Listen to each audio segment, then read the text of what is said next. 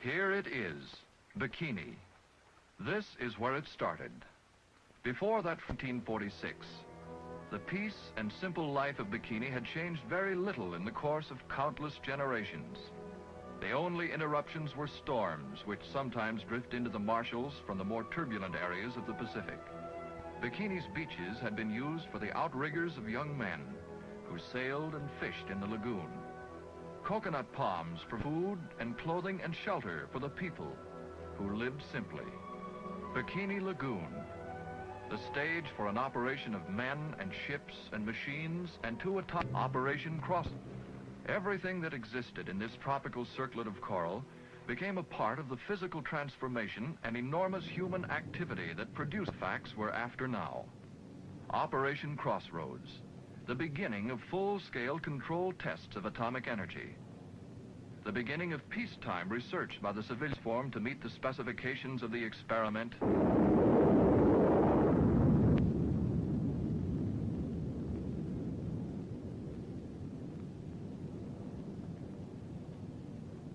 This was the means to get at the facts. And now all we need is time. Time to trace the intensity and effect of radioactivity through every type of life at Bikini. Now, Bikini is quiet again. But under the silence of the atoll's waters, something is still happening. Something that must be studied and measured. The lagoon still contains traces of energy released there on Baker Day. Radioactive energy. For us, the biologists, the story of Bikini merely began in 1946. For us, the far more significant story has been unfolding year after year since Operation Crossroads. The long-range problem of whether these traces of radioactivity have observable effects on various forms of life. The problem of how radioactive materials persist and circulate in this completely natural environment. Fortunately, we can study the patterns and courses of radioactivity because certain forms of it prevail for many years. Research at the atoll is a part of the Atomic Energy Commission program, planned and directed by men from the Applied Fisheries Laboratory at the University of Washington. Set up in 1943 to do research in radiobiology, the laboratory is headquarters of the Bikini Research.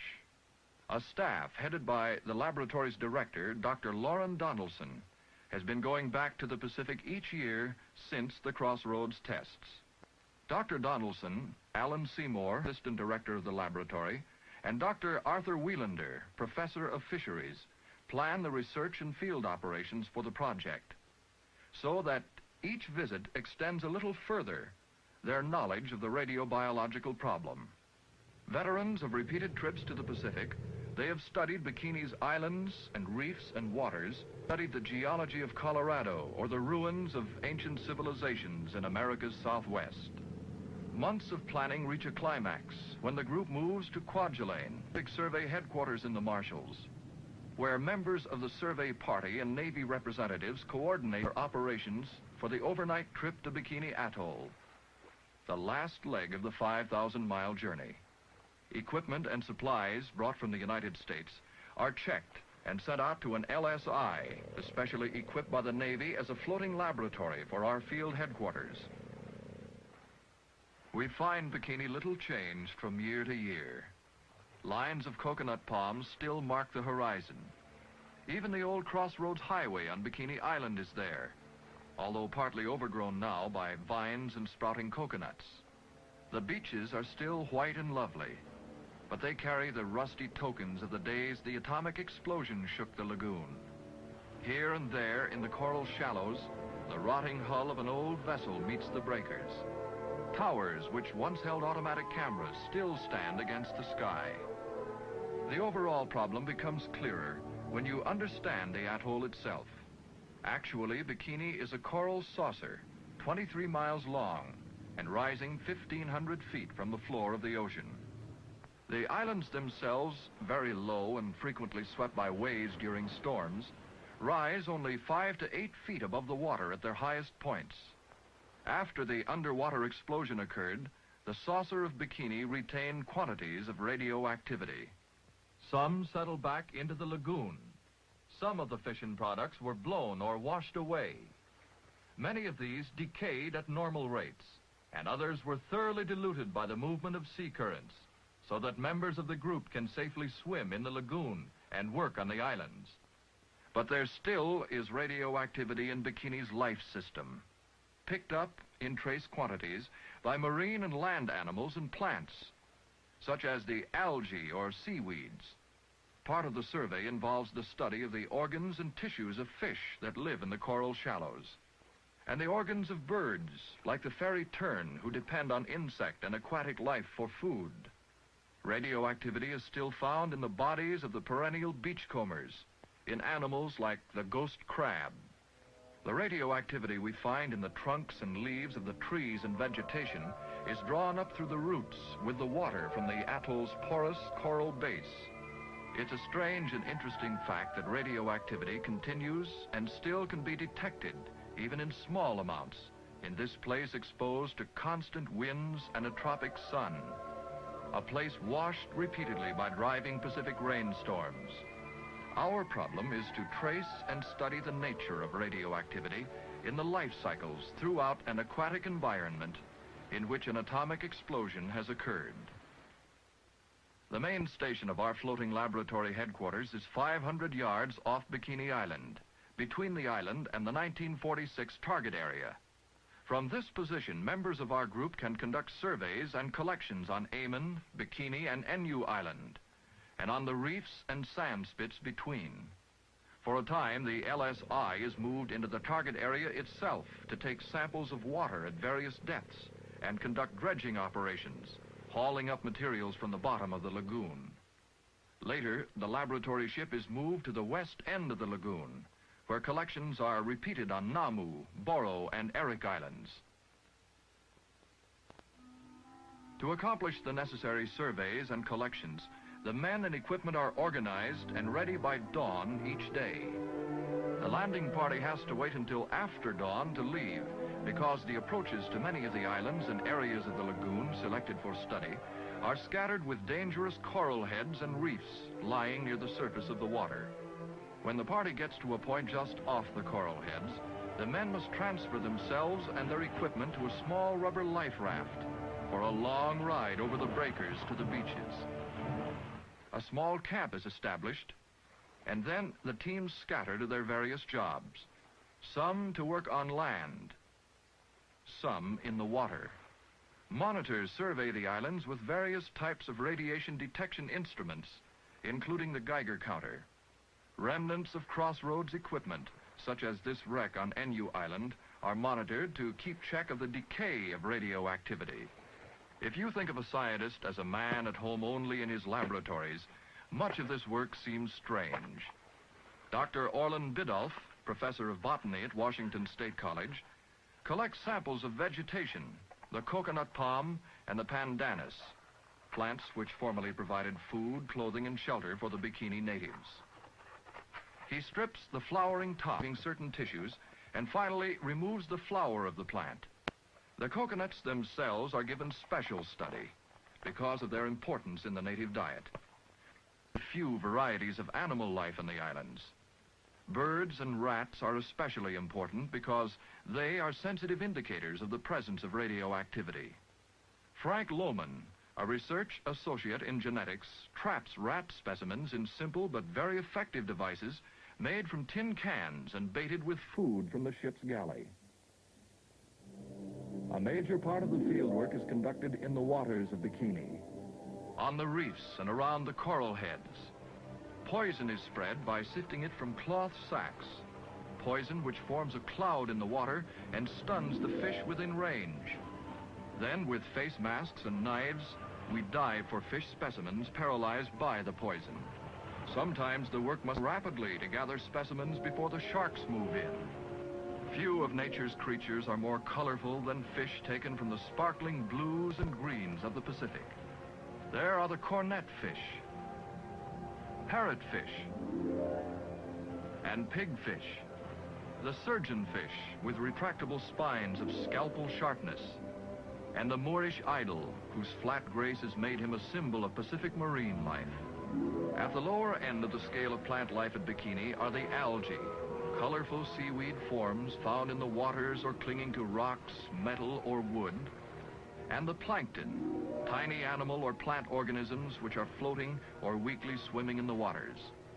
Both algae and plankton have been found to contain relatively high counts of radiation and are believed to play important parts in the concentration and movement of radiation in the lagoon. Dr. Kelshaw Bonham of the University of Washington and Spencer Tinker, curator of the Waikiki Aquarium of the University of Hawaii, collect hundreds of types of aquatic invertebrates. Invertebrates, or animals without backbones, are important specimens for study because usually they are not given to roaming far from their natural home, and any radiation absorbed by them will be held and stored until released in the normal term of life and death. Invertebrates such as this tiger cow ray laying eggs, hermit crabs, a proboscis worm, a spider snail, or even a sea slug may make noteworthy contributions to the radiation story because they hold radioactivity despite the physical changes of their aquatic environment. Samples of all the fish, invertebrates, rats, and birds are preserved in deep freeze lockers aboard the laboratory ship until they reach university laboratories. By discovering where traces of radiation exist in all these forms of life in the atoll, and by following it through life cycles, scientists are coming to a better understanding of the problem of radiation in or near water. Some specimens are captured in fish traps built of heavy wire mesh and baited with colorful objects, like a coffee cup from the ship's galley. From past experience, we know the strategic locations around the coral heads where the traps will be most effective, though traps are less dependable than poison spread around the reefs. Even the great coconut crab, while strictly a resident of solid ground, makes his contribution to research. This specimen, captured on Namu Island, is so powerful that he can shred a lead with his big pincers, a feat he is happy to perform. Because of the importance of plankton research, the laboratory ship is equipped with a big pump mounted on the stern of the LSI and capable of drawing up 10,000 gallons of water an hour from any specified depth of the lagoon, and equipped with valves for controlling water flow, and a set of nets of various gauges to trap the small planktonic forms as they are brought aboard in the salt water. Detailed notes are made of the time and place the samples are obtained, and depths from which the water is drawn. Because of our work in this remote shipboard laboratory with test tubes and infrared lamps, in the dissection rooms and the aquarium, gradually we are able to understand the radioactivity you and I encounter each minute we live. Natural radioactivity in the earth, the plants, even in the food we eat. Navy support by sea and air continued throughout the research operations, with an LST bringing fuel and fresh water. The field trip to Bikini is only the first phase of our work. After a voyage through the high seas playground of flying fish to Kwajalein and a long flight home, the final work, covering many months, is accomplished in the quiet of university facilities. Hundreds of samples gathered at the atoll are brought from cold lockers of the Applied Fisheries Laboratory to be dissected and prepared for examination by members of the Bikini team. All of the samples, whether fish, vegetation, algae, plankton, or invertebrates, are prepared for the final and most critical process in the laboratory, the ashing of specimens and quantitative counting of their individual radioactivity. At the atoll, Dr. Bonham gathered specimens of hundreds of crabs, snails, and other invertebrates on the coral reefs and in the surge pools. After this hermit crab gets its picture taken, it's weighed to establish its general size and development. Then a sample of its tissue is placed in an ashing plate and weighed so that radiation counts per gram of tissue can be determined later when it is sent to the laboratory to be processed. Another one of the identification steps, being completed here by a laboratory technician, is the identification of certain species of invertebrates such as sponges, which can be classified only by identification of their spicules, transparent bodies of bony material which support the tissue. In another part of the laboratory, work with the algae goes ahead. Ralph Palumbo, the algologist, who had to swim for his specimens at Bikini like nearly everybody else, processes a specimen of halimeda taken from the target area. Complete records are type, and the date and place it was. Everyone in the laboratory is preliminary work, which leads directly into the final studies of radioactivity. The ichthyologist has already done preliminary dissection aboard ship already worked with a microscope to classify his specimens and make them ready for final tests. As liquid is, the plankton are poured into an ashing plate. Frank Lohman, who collected birds and rats on Bikini's islands, prepares the prop tissues for the next step in his research. Similar preparation has been accomplished with the samples of coconut and other vegetation brought back by Dr. Biddulph, who worked with the botanical collections. This is the beginning of the critical process. Each sample must first be weighed, and the original weight figures tabulated to establish the material, an important factor in later interpretation. Then, small pans containing the tissue samples are transferred to a hot plate under infrared lamps. When most of the moisture has been removed and the pans have cooled, they are transferred to a small muffle furnace.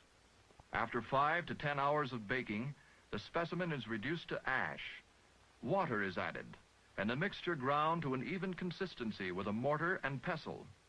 With a pipette, the mixture is placed on the small plate, a process that produces a uniform distribution on the plate. To assure the greatest possible accuracy in the detection of radioactivity, the drying must be repeated to spread the sample as a thin film on the surface of the plate. All of this preliminary work has been leading, in each case, to this, the actual counting of radiation. The plate containing the ash is placed in the small sliding tray of the nucleometer and inserted into the internal Geiger chamber for a predetermined period of time, where the sample will tell its story in radiation counts.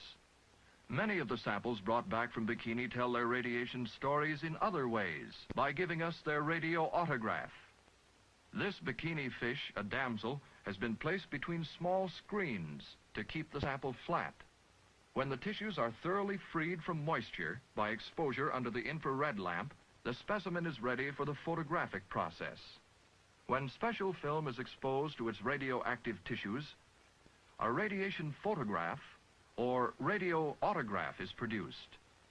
In 1946, just after Operation Crossroads, this particular fish might have made his picture in a few minutes. But now it usually takes many days or weeks, because radioactivity throughout the Bikini area has partially disappeared or has been scattered throughout many forms of life. After an ordinary photographic developing process, the result is the photograph on the right, made by the fish itself. The glow was produced by the exposure of the film to radiation contained by the fish tissues. Finally, all the material is gathered into reports for the Atomic Energy Commission. Annual installments in a continuing story, a history of Bikini radioactivity and its biological potential.